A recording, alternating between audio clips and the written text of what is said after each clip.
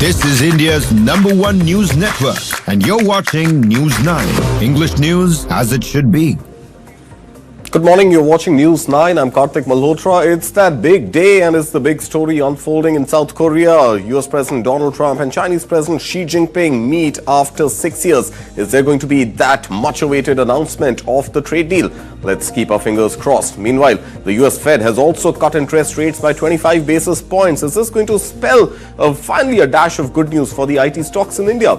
We'll keep a watch on that with Rohit Srivastava, who joins us on the show. This is Morning Brief at 9.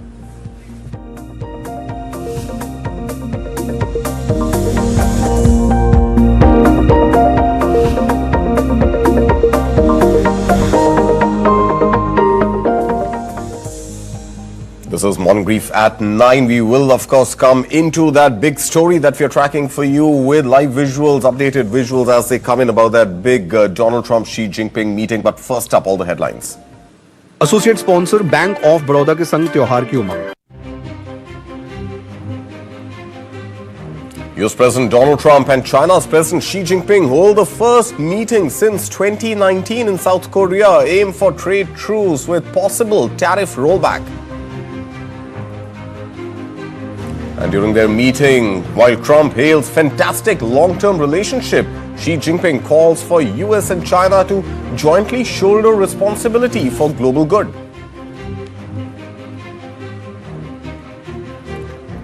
US President Donald Trump and South Korean President Lee Jae-myung finalized trade deal with $350 billion investment pledge. US approves Seoul's plan for nuclear-powered submarine. US Federal Reserve cuts interest rates by 25 basis points. Fed Chair Jerome Powell signals cautious, data-driven approach.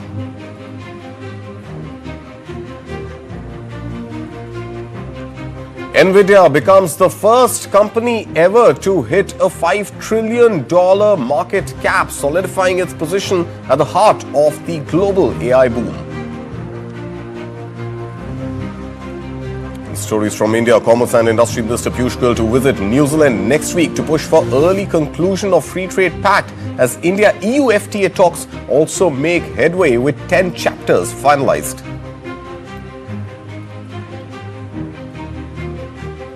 India's economy is likely to grow above the 6.7% rate this fiscal, says Chief Economic Advisor Anant Nageswaran, as fears of slowdown ease and optimism rises.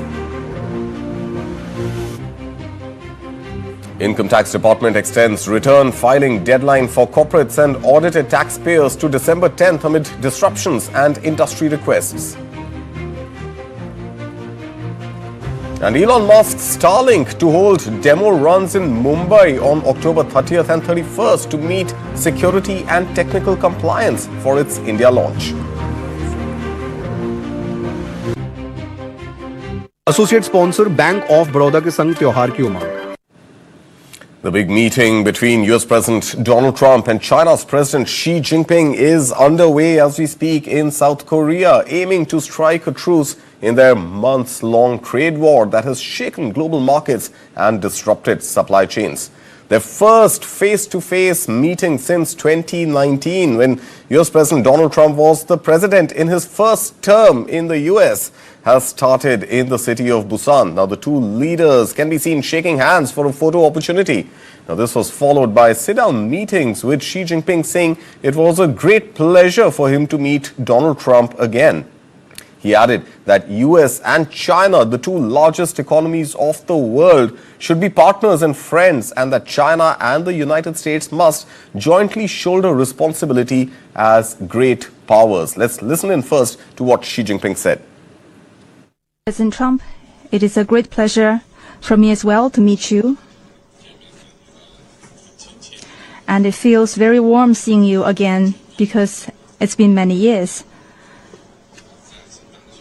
Since your re-election, we have spoken on the phone 3 times, exchanged several letters, and stayed in close contact. And our joint guidance, China's relations have remained stable on the whole. Given our different national conditions, we do not always see eye to eye with each other, and it is normal for the two leading economies of the world to have frictions now and then.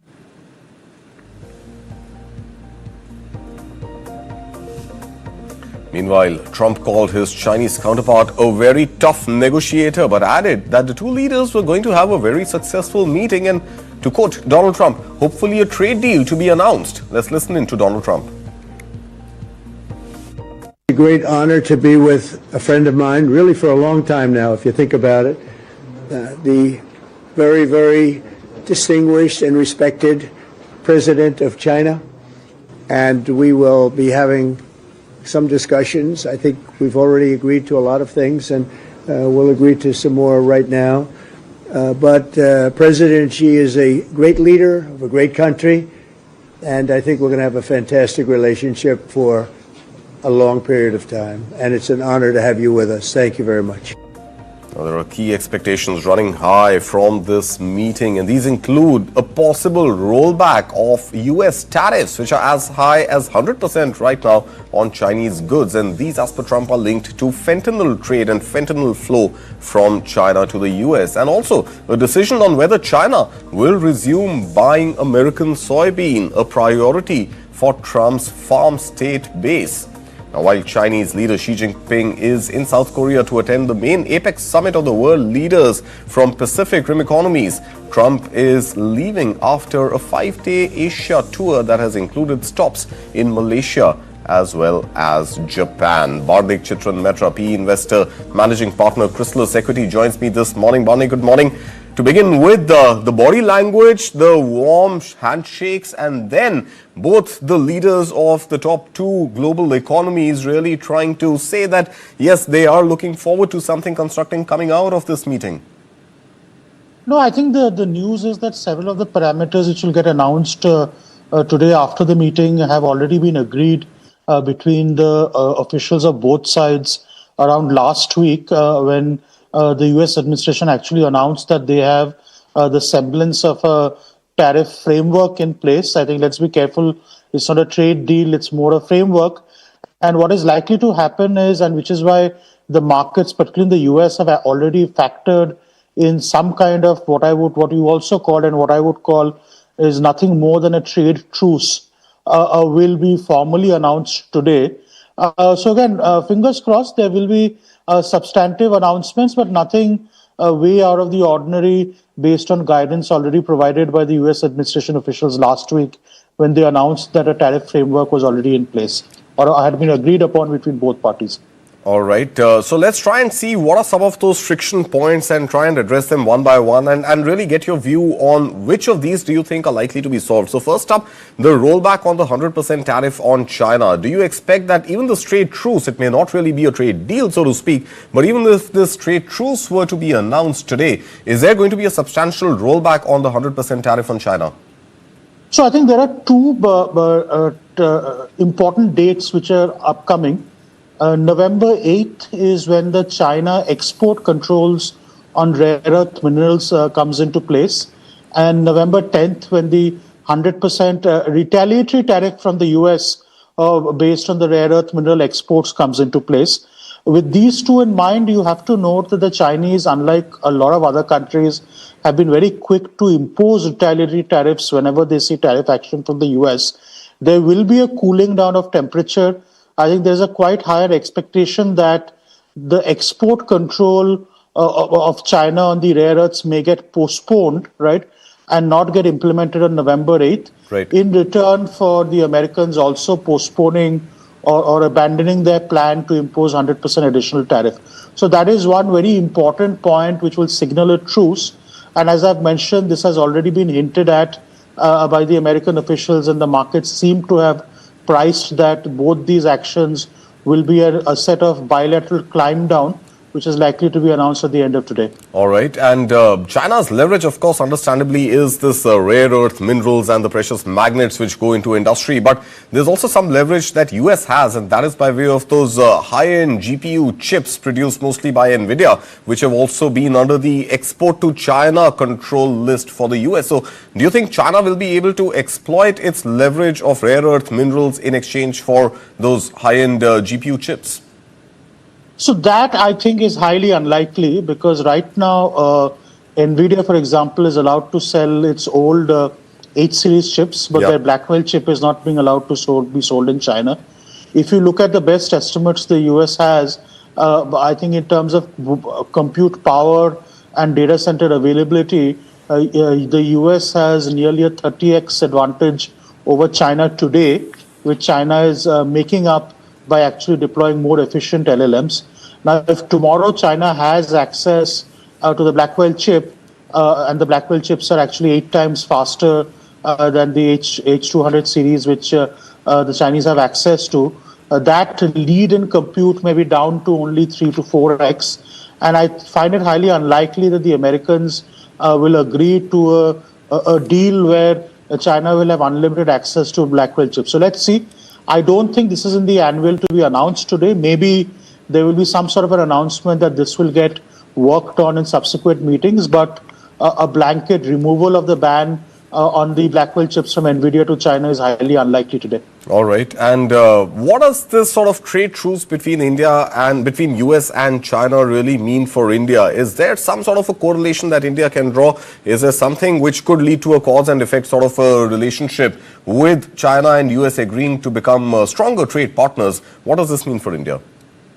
So I think you have to note where both the parties are coming from in the talks today and over the next few months and quarters. I think the American administration, particularly the American president, is looking for a quick win where he can announce something, calm down the markets and move forward.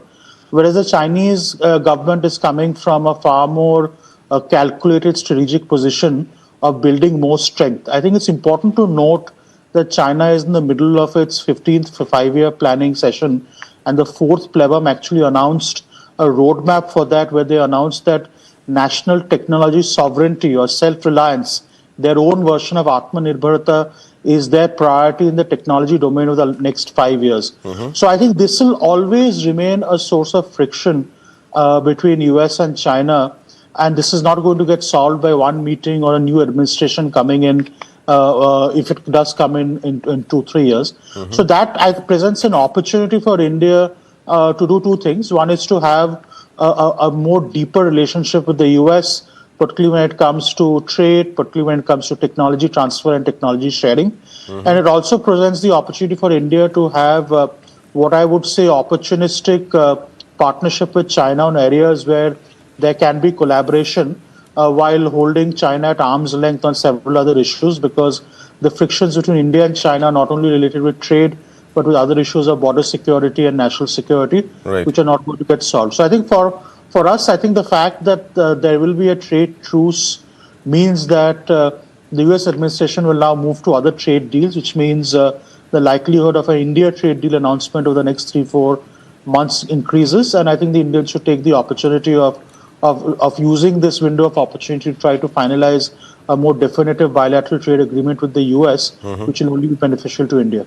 All right. And just speaking geopolitics for a moment, how big of a deal do you think in at least today's talks is Taiwan going to be? Is the Taiwan flashpoint something that US President and the Chinese President are likely to discuss, or do you expect this to just be a trade meeting and nothing beyond that?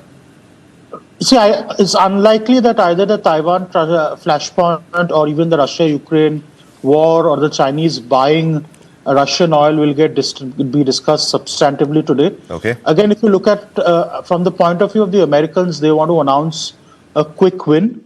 One of the most important quick wins they want to announce today is that the Chinese will resume buying American soybeans. In this harvest season of the American soybean crop, China has not even bought a single dollar of American soybeans. In fact, it's bought all of its soybean requirement from Brazil and then Argentina. Right. I think one of the big wins the Americans want to walk away from today is for China to announce that it's going to resume purchase of American soybeans, which helps the administration manages the US farmer lobby, which is a big constituent, and maybe some progress or some announcement of task force on fentanyl. Right. I think that's where I draw the line. I don't think there'll be any announcements or any substantive progress on any of the geopolitics. I think the Americans will be wary from discussing that too much because it's likely to derail any other quick wins they'll get out of today's meeting. All right, Barnik Chitran Metra, we leave it at that. Thank you so much. As always, pleasure having you here with us on News 9. We will, of course, continue following that big story and all the announcements that come after the meeting between the two leaders of the two largest economies of the world. Meanwhile, US President Donald Trump and South Korean President Lee Jae-yong have now finalized the contours of their contentious trade deal at a summit in South Korea on Wednesday. Now, speaking at a dinner with regional leaders, Trump said that the agreement was pretty much finalized. Now, what is this deal all about? Well, this deal, first announced in July, allows South Korea to avoid the harshest U.S. tariffs by committing as much as $350 billion in new investments into the United States. This in exchange for lower tariff rates from the U.S. Now, negotiations had stalled in recent weeks over how those investments would be structured. We had a tremendous meeting today with South Korea. I think the meeting a lot was determined, very much determined, and we made our deal. We pretty much finalized a trade deal, and we discussed some other things having to do with national security, etc. And I think we came to a conclusion on a lot of very important items. And among those important items that they did agree on, a statement later given by Donald Trump said that he has given the approval for South Korea to build a nuclear-powered submarine, a move that would mark a strategic shift for Seoul. Now, South Korea is currently barred from repossessing nuclear fuel without U.S. consent under an existing bilateral pact. And more stories coming from the U.S. and its impact not just on the U.S. economy but global economy and global markets. The U.S. Federal Reserve finally has put all doubts to rest as it has cut interest rates by 25 basis points on Wednesday. But the decision came with clear signs of division among policymakers. Now, Fed Chair Jerome Powell struck a cautious tone, saying the Fed is watching economic data closely before deciding its next move. Here's more. The U.S. Federal Reserve lowered interest rates by 0.25 percentage point Wednesday for the second time this year. Chair Jerome Powell said policymakers at the central bank were concerned about the weakening labor market. There is no risk-free path for policy as we navigate this tension between our employment and inflation goals. Our framework calls for us to take a balanced approach in promoting both sides of our dual mandate. With downside risks to employment having increased in recent months, the balance of risks has shifted. Accordingly, we judged it appropriate at this meeting to take another step toward a more neutral policy stance. The vote was 10-2 in favor of the cut, with Fed Governor Stephen Myron again calling for a deeper reduction in borrowing costs, and Kansas City Fed President Jeffrey Schmid favoring no cut at all, given ongoing inflation. Powell offered a note of caution about what happens next. In the committee's discussions at this meeting, there were strongly differing views about how to proceed in December. A further reduction in the policy rate at the December meeting is not a foregone conclusion. Far from it. Stock markets pulled back on Powell's comments on the outlook for monetary policy, as traders and investors reduced existing bets favoring more rate cuts. Fed policymakers acknowledged the limits in their decision-making process posed by the government shutdown, which has meant no monthly jobs report among other surveys. Though they did note that, quote, available indicators suggest the economy continued growing at a moderate pace. With that, we will slip into a very short break, but a lot to look forward to in the Indian stock markets today. The US Fed has cut interest rates. The meeting between Donald Trump and Xi Jinping is on. Would that have any impact on the Indian market? Well, Rohit Srivastava will be here with us after this very short break to take us through all that you should expect in markets today.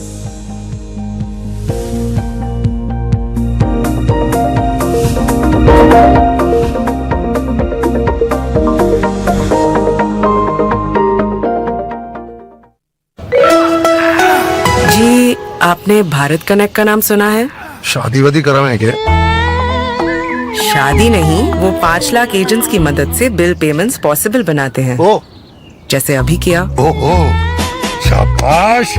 आप हमें जानते नहीं पर मानते जरूर हैं। हम हैं भारत कनेक्ट। विक्रम चाहे जितना भी फड़फड़ा ले, ढूंढ नहीं पाएगा।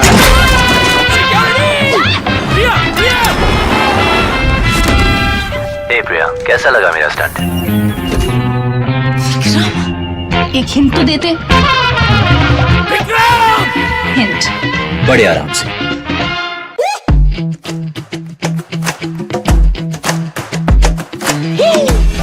Every brand tells a story.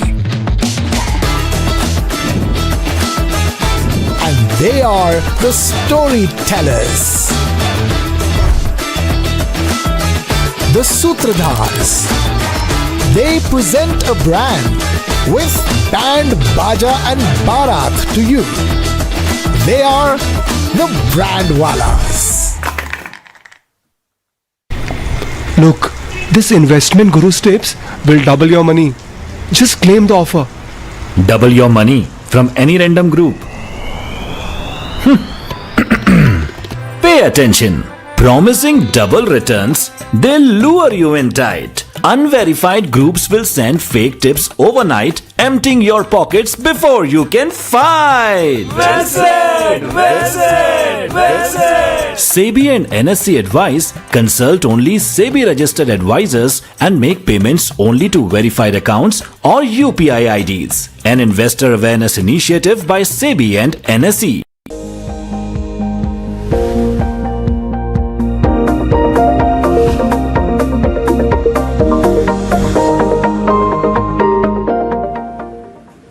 Welcome back. You're watching News 9. This is Morning Brief at 9. Well, a lot to look forward to in trade today, not just in India, but the world over, especially in Asia, as US President Donald Trump is in South Korea meeting as we speak with Chinese President Xi Jinping. And Asian markets are responding favorably, to say the least, to that ongoing meeting and what we've seen over the last 5 days of President Donald Trump's Asia tour. So the Japanese stock index is up about almost half a percentage point. Meanwhile, South Korea's exchange, the Kospi, is up almost 0.8% or so. Meanwhile, the Shanghai Composite Index, while seeming flat right now, it's a second decimal point gain, but it seems to be at a 10-year high right now. So that's the mood coming in from Asia. But India not really reacting as favorably to what it's seeing in its Asian peers. In fact, the Sensex and the Nifty are both down about a quarter of a percentage point each. We'll try and get a view on what could be the potential reason behind that. Meanwhile, the small caps and the mid caps more or less flat in trade. Let's pull up the Nifty 50 heat map, and it seems to be quite a bit of red which is visible on the heat map this morning, especially from the IT space, which seems a little counterintuitive after the US Fed did cut 25 basis points interest rate yesterday, and some would have assumed that this gives more leeway for companies in the US to start investing a little more in their IT backend and have work sent over to India. But that doesn't seem to be the sentiment as far as investors go, at least. Meanwhile, Reliance Industry, the heavyweight in Nifty 50, is also down almost half a percentage point or so. Not great news coming from consumer non-durable space. ITC is down more than 1%. Meanwhile, Maruti Suzuki absolutely flat today ahead of its Q2 earnings, which are expected to be announced tomorrow. But remember, the big story that we are tracking is that meeting between Donald Trump and Xi Jinping, and whether a trade truce could mean something positive for India as well in the long term. We have Rohit Srivastav joining us this morning. Rohit Srivastav, good morning. Pleasure having you here with us. Just help us understand, what are you seeing on the board and why so much negativity as far as Indian markets are concerned? See, the overhang of a trade deal continues to remain. I think at each step of the way, we keep looking whether we are past, out of the woods or not. Okay. So while various measures by the government have already taken place, and the impact of that will be seen in this quarter's earnings, getting away with that uncertainty would be the big fillip. If you actually see how some of the other markets behaved, like Japan, for example, which is close to, has been making new all-time highs almost every other day. Yeah. It took off right after their trade deal got through, and we've seen similar action in several other Asian markets. So I think it's the same for India. We are on the edge of breaking past to new all-time highs, but deal announcement would really be the deal breaker for the market as well. Right. So deal announcement seems long pending and fairly evasive, and many believe that it's going to be after the Bihar elections that perhaps the deal in whatever form could be announced. But meanwhile, looking at the charts again, I'm looking at the IT sector right now as we speak, and the IT sector not taking any positive cues from the US Fed's 25 basis point rate cut. I understand that perhaps that rate cut was factored in, but a negative movement seems a little difficult to fathom at this point. See, the IT sector has many other headwinds, I think, beyond just the US trade deal. Because they've already, I think, spoken about, and we already know what the H-1B visa status is. So I think that's not the big issue. Okay. The IT sector itself is growing at a much slower pace than many other sectors in the market. So when I take a 1 year or 2 year view, it's not the place where I'm going to be doing my biggest allocation. It's going to be a place where you're going to actually go significantly underweight or, potentially not own if you can. If you have a concentrated portfolio, you probably not own IT stocks. It's only the diversified portfolios that have to have some weightage that might end up having some IT exposure. So essentially the growth and the momentum is somewhere else. And that is why I think the IT sector, apart from the bump up that it got from, something like an oversold reading, we are not really seeing that much action. All right. I want to also shift focus to the non-energy mineral space, and that is also something which I think becomes absolutely central today with President Donald Trump's meeting with Chinese President Xi Jinping, and the export control on rare earth minerals likely to get eased. At least that is what the expectation of the US is. But the Indian minerals then not really reacting favorably, perhaps losing that little bit of edge which they may have had given the fact that China had controlled its exports. See, India's metal sectors benefited a lot from domestic demand and from the weak currency. So it's actually outperformed the US metal sector as well. In fact, the last 1 week or even 1 month, it's among the top performing sectors. So I don't think that really changes with a one-day movement. I think the metal sector will remain in focus, especially given that the US policy is towards lower interest rates, even whatever near-term doubts may remain. Do remember that, Powell is going to be moving out and there'll be a more dovish Fed coming in sometime early 2026. And that will keep the momentum in terms of, lower rate expectations. So why is that important? Because for the metal sector, a weak dollar essentially means higher commodity prices. And that is the bet apart from, domestic demand picking up. All right. So I think metals will remain in focus. They've done well and they'll probably continue to do well. Apart from any knee-jerk reaction we are seeing today is only to yesterday's, not the rate announcement, but the idea that, the Fed didn't sound so dovish about the next meeting. But I think the direction is pretty much set. All right. I'm also looking at the FMCG space, Rohit, and ITC, of course, due to announce its results today. But investors taking some safe positions in that stock this morning. ITC is down about more than 0.8% or so in the red right now. And even HUL down about 0.25 percentage point. Is this in anticipation of results not being in line with expectations? So FMCG is a tricky sector because on the one side, they do have some growth. And it's a defensive. So as and when the markets go through a troubled phase, we do see buying coming in here. But is that the best place to be? So again, if I take the same analogy, what is the 1 month performance of the FMCG sector? It's actually not in the top 10 sector list, and that means that it's been lagging behind. And there are other parts of the, consumer durables and consumption areas that have done better, specifically autos as such. So do you really want to own, from a long-term perspective, do you want to own a lot of FMCG? My sense is this is a time to be in growth and not a time to be defensive, which is why first I mentioned IT, then it is FMCG, and even pharma. You'll have to be very, very selective between what is growth and what is not growth. So selective ownership of these sectors, but broadly these sectors would underperform on a 1 year, 2 year basis when growth outperforms. All right. And finally, the pharma sector, Rohit, I'd love to get your view on that, especially Dr. Reddy's, which is down more than 4% or so. In fact, inching towards that negative 5%. And this, of course, coming on account of that non-compliance from the Pharmaceutical Drugs Directorate in Canada for one of its injection variants. A big deal for Dr. Reddy's and for its investors. I mean, compliance issues are one thing, but approvals often do take time to come. So a great deal of negativity on that stock. Was that something that any investor would have expected to not come through? Yeah, that's a hard call because you can't really anticipate some of these moves, and but they keep coming, especially for all the manufacturers that are exporting. Yeah, but I think it's part of the business, right? You will get approvals, you will get delayed approvals, sometimes you'll not get approvals. It's all part of the process, isn't it? Yeah, it is. But the issue is that you end up holding the stock for a very long period of time to actually watch it break even and for the news flow to turn positive. So it's more the time element that eats you up when it comes to these stocks, and which is why their returns have been slow and steady, not exactly accelerated if you look at any of these companies. Right. Is that the similar sentiment playing out even on Sun Pharma, because even that stock is down today, or is this again more to do with trade deal with the US and potentially the APIs, etc., getting exported from China to US? Is that something which is weighing down on the pharma sector as well? Yeah, no, I think it's just a common feeler towards pharma that we've had because of the combined issues, trade deal, of course, being one of them, as you mentioned. So that again, I mean, see, that's where the entire focus then shifts away from these segments towards what is working. Metals is one of them that we spoke of.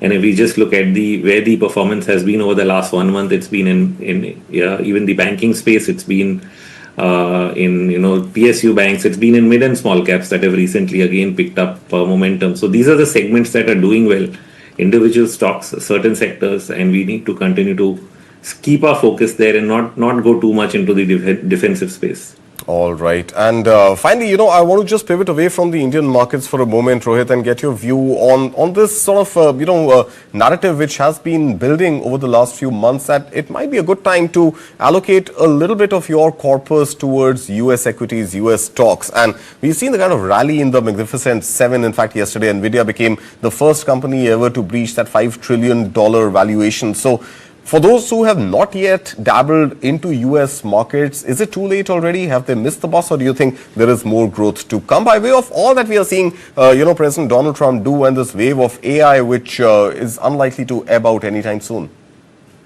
So the US is a very fractured market. If you're buying individual stocks in the US, you're right that AI is where the action is. It's in the top 10 stocks. Many of the others are falling by the wayside. If I simply look at a chart of the number of stocks above the 50-day average, over the last 3 months, that chart keeps declining on the way down. And that shows that there are fewer and fewer stocks participating on the way up. Having said that, I don't think it's really over. There are several reports that show, if you look at Nvidia's price earnings ratios, it's in the 20s, which is not exactly very, very overvalued given it's the highest growing company. That's right. So in that sense, it's not like it's not very, very expensive in some parts of the market. The growth is there. So it's not over. But here's an important highlight, and I think very few people look at this, that when we look at the emerging markets index relative to the US market, we've actually seen the emerging markets index and the Asia index performing pretty well and starting to outperform over the last 1 to 2 months. So that's an interesting changing trend. We want to watch that a little more. And I think India, because India is lagging behind because of the trade deal, that is why we come up with this argument of US versus India. But emerging markets have already started to turn in terms of performance relative to the US. I think it's only a matter of time that India joins in and starts doing that. So don't, completely get over-focused on the US, missing out on what is still the highest growing market in the world. All right. And final question before I let you go, Rohit. The Indian market, with the sort of time correction we've seen over the last 1 year, are valuations now a lot more believable and a little more realistic as compared to the kind of bull run driven valuations that we saw last year? In many individual growth stock, the answer is yes. I mean, some of them where PE ratios had gone to 150, they've come back to a 50, 50s have come back to the 20s. So that has happened in areas of growth. Okay. But when we actually look at it at an index level, the valuation has remained, sort of constant. So in the 20 to 23 range as far as the Nifty is concerned. So Nifty is really not galloping faster than the rate of growth of earnings. That is what is actually happening, and that's because the earnings slowed down, and that was probably what the market was expecting. But it has also not given up on that valuation, which means it does expect the growth to come back. On the earlier US-India argument, I just want to add one more thing, and that is the hottest asset right now for some time had been, precious metals. So the real question that we face with is, do you continue to have a precious metals exposure relative to equity? I think the last 1 year was a period where PMs actually outperformed equities. I think the next year, you're actually going to see that shift away from PMs towards equity, and that is something also to keep in mind. And is that again coming on the back of banks, especially central banks, going back to the US dollar, and hence the US dollar becomes more expensive compared to the Indian rupee? We've seen that a bit, but the US dollar, if you're going to get lower rates, eventually the dollar is going to fall. So it is going to be pro gold and silver, but it's really got to do with the extremely overbought conditions that ended up happening in the precious metal space. So a lot of buying has happened, a lot of short squeezing happened, driving up prices very, very far. And historically, whenever that has happened, they have underperformed for the next 6 to 12 months. So that's the point to keep in mind. I don't think it's the end of the precious metals bull market, but they can easily go into a consolidation phase, just like equities did over the last 12 months. The next 12 months, you could see the precious metals actually consolidate. And at that point of time, you see, emerging markets do better. All right, Rohit Srivastav, thank you so much for all those inputs on this entire chart that we are seeing in all the sectors therein in India as well as abroad. Thank you so much for your time. Pleasure. And it is that big day again for a startup, a unicorn, which is now taking to the public markets. Lenskart opens its IPO for subscription today. Remember, the subscription is going to be open for 3 days, and this is going to finally, what the grey market premium at least tells us right now, get Lenskart to list at a valuation of 70,000 crore rupees. Now remember, the 2,150 crore rupee IPO is going to open on the 31st of October. That's tomorrow, and some of its backers already have big names like SoftBank, the money-backed eyewear retailer, which is Radhakishan Damani, and the IPO is going to close on November 4th. And of course, there is strong investor buzz, which is visible, at least as far as the grey market goes.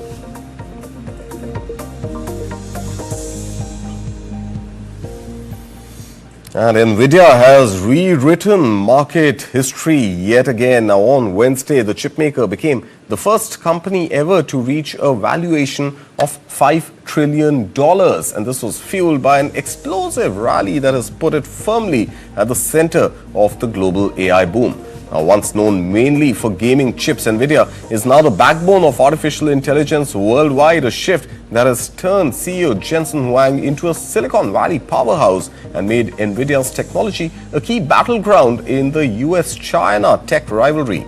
Now, the $5 trillion milestone reached just 3 months after crossing the $4 trillion mark now makes Nvidia worth more than the entire cryptocurrency market and roughly half the value of Europe's StockX 600 index. Since the launch of OpenAI's ChatGPT in 2022, Nvidia's stock surged 12-fold, helping drive Wall Street to record highs and also somehow sparking debate over whether tech valuations are becoming overheated. And moving to some domestic news now, Commerce and Industry Minister Piyush Goyal has announced that he'll be travelling to New Zealand next week to push forward talks on a free trade agreement between India and New Zealand. The two sides formally launched the pact in March this year, and the third round of negotiations wrapped up in September in Queenstown. Now, Goyal says that the goal is to get the deal substantially close to conclusion during his visit.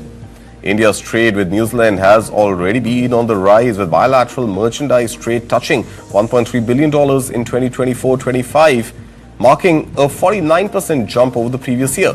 The proposed FTA is expected to further boost trade flows, attract investment, strengthen supply chains, and create a stable framework for businesses in both the countries. Remember, New Zealand's average import tariff is only 2.3%, making it an attractive market for Indian exporters. Historically, India and New Zealand began talks on a comprehensive economic cooperation agreement back in 2010.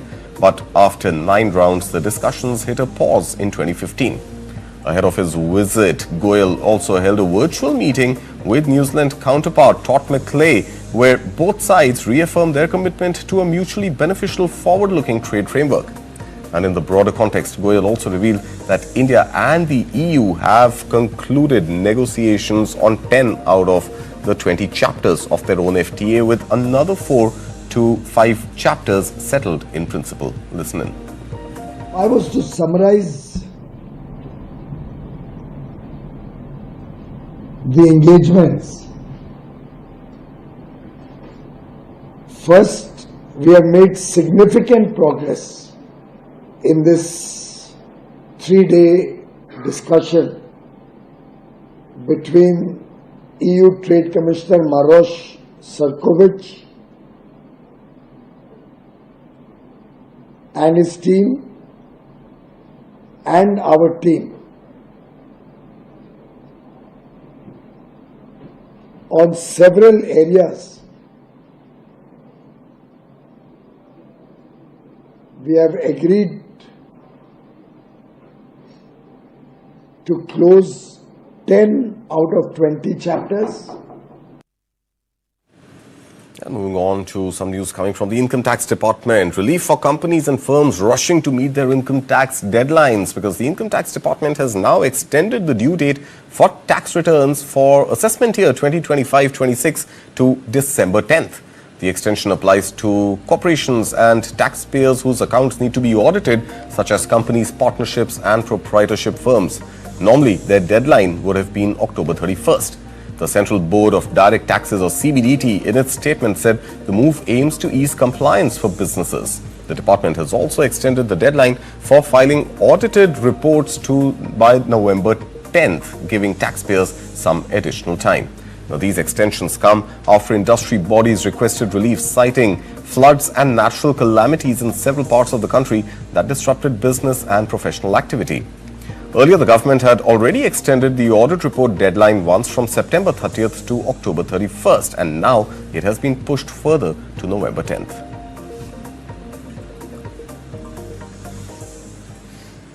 Elon Musk's Starlink is taking a key step towards launching its satellite broadband services in India. The company is set to conduct demo runs in Mumbai today and tomorrow, according to government sources. The demonstrations will be held before law enforcement agencies and are meant to show compliance with security and technical conditions laid out for the satellite internet operators. The tests will be conducted using the provisional spectrum assigned to Starlink. This is a major milestone for Starlink's bid to enter the Indian satellite broadband market. These demo runs are a mandatory requirement before the company can secure final government clearances to begin commercial operations. If all goes smoothly, Starlink could soon join other players in India's fast-evolving satellite internet space, bringing Musk's global network one step closer to connecting even the most remote parts of India.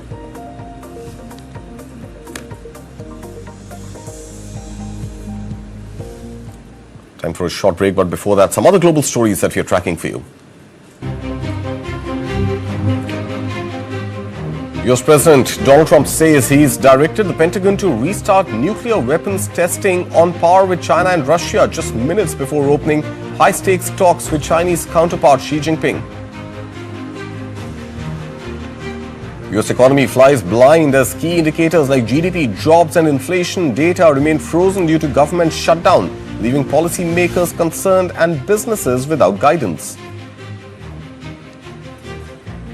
Google's parent Alphabet smashes records as strong search demand and booming AI-driven cloud sales push revenue over $100 billion range for the first time ever. Shares of Mark Zuckerberg-owned Meta tumbled more than 8% after reporting a $16 billion tax charge that wiped out a big chunk of quarterly earnings.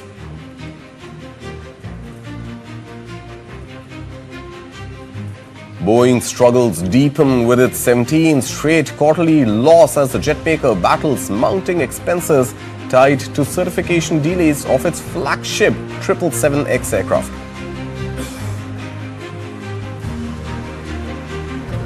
Rideshare giant Uber plans to roll out autonomous cars on its home turf, San Francisco, in 2026, setting up a high-tech showdown with Google-owned Waymo. Russia confirms successful testing of its nuclear-powered drone torpedo hybrid. President Putin says the torpedo can trigger radioactive tsunamis, a new threat to coastal cities. South Korean government orders Hyundai and other automakers to fix faulty components after uncovering potential safety hazards in over 250,000 vehicles. And at least 30 people are dead or missing as Hurricane Melissa tears through Haiti, Jamaica and Cuba, flattening homes, crippling power grids and triggering mass evacuations. These stories on the other side of the break. You're watching Morning Brief at 9.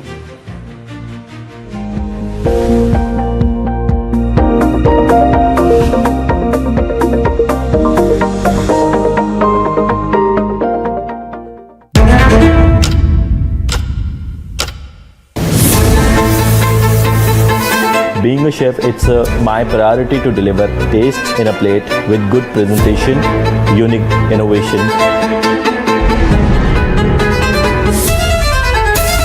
You need to explore, you need to experiment.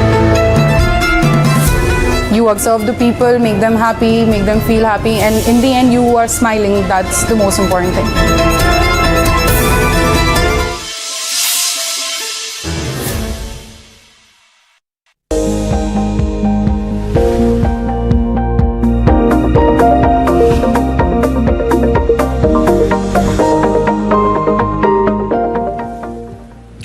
You're watching News9. This is Morning Brief at 9. Google parent Alphabet has posted its first ever $100 billion quarter. The tech giant reported revenue of $102.3 billion for the July to September Q3 period, up 16% year-on-year, driven by strong growth across its core search business and a rapidly expanding cloud division powered by artificial intelligence. Google Cloud revenue surged 34%, with YouTube advertising also recording healthy growth. Alphabet said its Gemini app now has over 650 million monthly active users, with more people using AI mode for their search. But competitor Mark Zuckerberg-owned Meta shares fell more than 8% in after-hours trade after a U.S. tax charge wiped out nearly $16 billion of its quarterly profit. The parent of Facebook, Instagram and WhatsApp said net income would have reached $18.6 billion without the one-time hit linked to provisions in President Donald Trump's One Big Beautiful Bill Act. Meta also raised its 2025 spending forecast as it ramps up investment in artificial intelligence, saying capital expenditure will now be $70 to $72 billion toward the top end of its earlier guidance.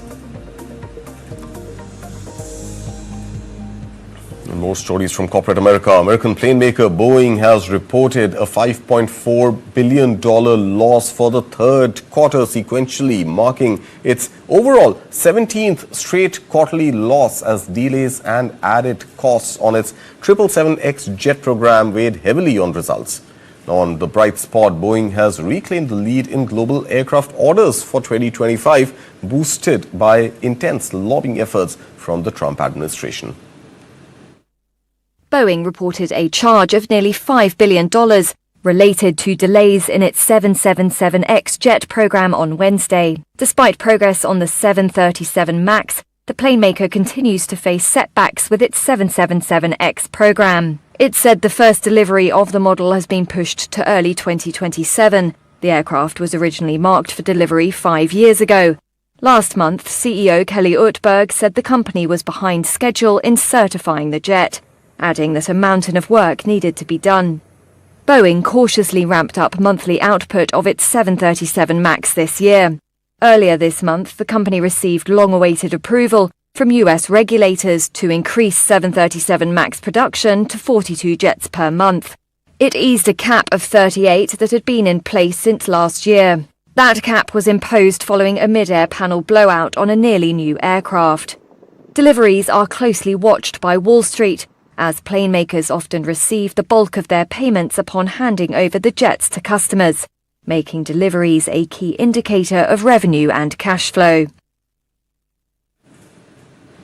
German sportswear maker Adidas reported its weakest sales growth in North America for the third quarter, weighed down by the end of the Yeezy sneaker line and a volatile market environment impacted by US tariffs.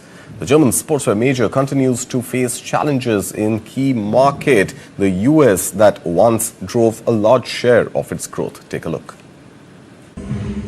Adidas said Wednesday group sales fell 5% in North America in the third quarter. The German sportswear giant was weighed down by the end of the popular Yeezy sneaker line last year, and it faced a volatile global environment hit by US tariffs. Although CEO Bjorn Gulden also said global revenues grew 3% to a record $7.73 billion. The company ended its highly profitable partnership with the Yeezy brand designer rapper Ye, formerly known as Kanye West, over his anti-Semitic rants. The loss of the line hurt revenues and drove the company to an annual loss 2 years ago. It sold its last pair of Yeezy shoes at the end of 2024. Sales rose slower in North America than in Europe and Asia in Q3, indicating a weaker US consumer. The company further said a stronger euro has hit Adidas sales by close to $350 million. Adidas released preliminary results and hiked its annual profit outlook last week. It said it successfully offset part of the extra costs caused by higher US tariffs. Adidas's top-selling Samba sneaker previously started at $90 and now start at $100 on its US site. Sportswear brands, which source everything from factories in Asia, are shifting their supply chain and raising prices. Gulden branded the environment volatile, with US tariff hikes creating lots of uncertainty. That has hurt sportswear brands' shares this year, with Adidas down 22% and rival Nike also falling 11%. Russian President Vladimir Putin confirmed that Moscow has successfully tested its nuclear-powered Poseidon super torpedo, which is essentially a nuclear-capable cross between a torpedo and a drone. And military analysts warn that it could unleash radioactive ocean swells capable of devastating coastal regions. Putin made the remarks while meeting wounded Russian soldiers in a Moscow hospital, saying the test took place on Tuesday. Listen in. You should know, yesterday we conducted another test of another promising system. This is the Poseidon unmanned underwater vehicle, also with a nuclear propulsion system. For the first time, we succeeded not only in launching it from a submarine using its booster motor, but also in igniting the nuclear propulsion system, which the vehicle used for a certain period of time. This is a tremendous success.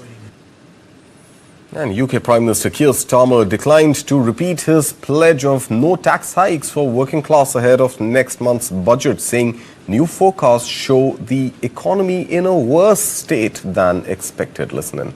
I can update the House, Mr. Speaker. Retail sales are higher than expected. Inflation is lower than expected.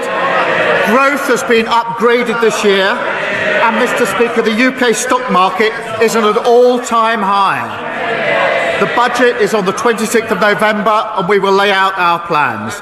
But I can tell the House now that we will build a stronger economy, we will cut NHS waiting lists, and deliver a better future for our country.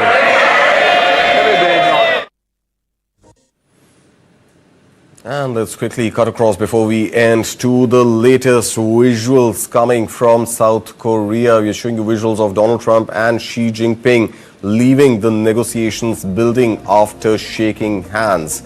Remember, both the leaders have refrained from making any official statement at the moment, but there seems to be warm camaraderie and a firm handshake. Whether this would be a handshake to suggest the deal done or potentially leaving it for a later date, we don't know as yet. The Chinese leader Xi Jinping left in a limousine, and meanwhile we're also hearing that Donald Trump is already aboard his presidential aircraft Air Force One, and he has not spoken to reporters. Remember, neither President Donald Trump nor Xi Jinping have made any public comment as yet after the conclusion of their meeting. Remember, the meeting has lasted as much as about 1 hour and 40 minutes. These are the latest visuals that we are bringing for you right here on News9.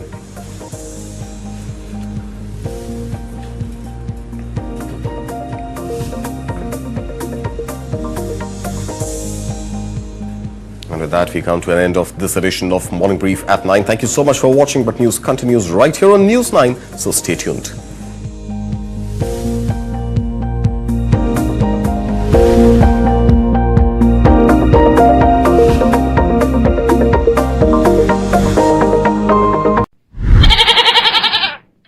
That goat is long dead, but you are still alive. Game show. This is God's office calling. You're not a VIP, so God won't speak directly, but here's the deal. You have been granted a second chance with a brand new news show. Thank you very much. Just one thing. You said two more lives. So I'll first be a newsman who wins awards, and second I'll be cockroach. Better make this show last. No hurry to, be a cockroach. Let's stay here for a little while. Don't want to be a cockroach. Apparently, they have lots of issues, like being stamped upon. Which is the same thing as a newsman. I mean, they're not that different.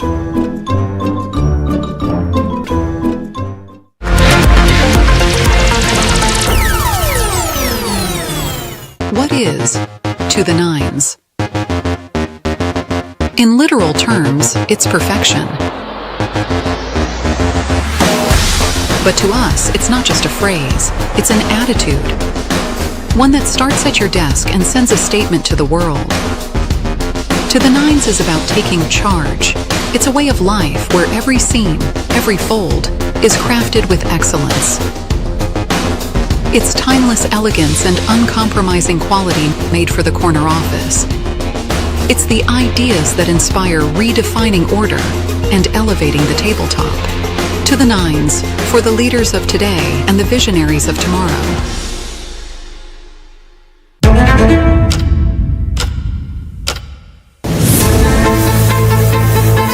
Being a chef, it's my priority to deliver taste in a plate with good presentation, unique innovation.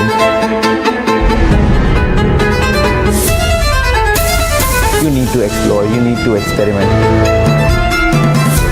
You observe the people, make them happy, make them feel happy, and in the end you are smiling. That's the most important thing.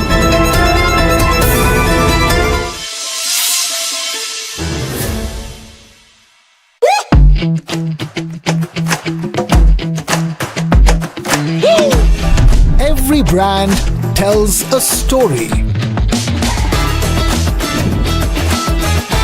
And they are the storytellers. The Sutradhars. They present a brand with band, baja and barat to you. They are the Brandwalas. Light, camera and action. Kick back, relax, grab your favorite snack because News9 is here with your weekend dose of entertainment. It's time to take a deeper dive into the buzzworthy happenings of the entertainment world. From celebrity gossips to exclusive conversations, from nostalgic moments to News9's pick of the week. Don't worry, we've got you covered here. And I hope you've grabbed your popcorn by now because News9's page 3 is here to serve you everything that we call entertainment. So do stay tuned every Saturday and Sunday, 2:30 p.m. Big Daddy of elections has arrived. Or will Bihar, Gen Z usher in change? Have they emerged as a substantial vote base? We have been able to indigenously develop a system which a lot of countries aspire. We have also drawn that red line, and that's the best part. Donald Trump has been keeping everybody guessing. There are things you can negotiate and there are things you cannot negotiate. The Americans never expected such a tough line from the Indians. You confront a bully up front,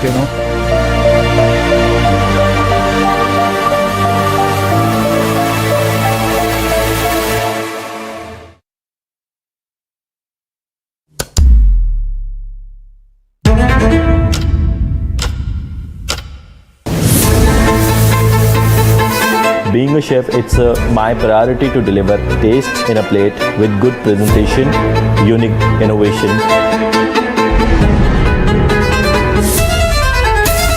You need to explore, you need to experiment. You observe the people, make them happy, make them feel happy, and in the end, you are smiling. That's the most important thing.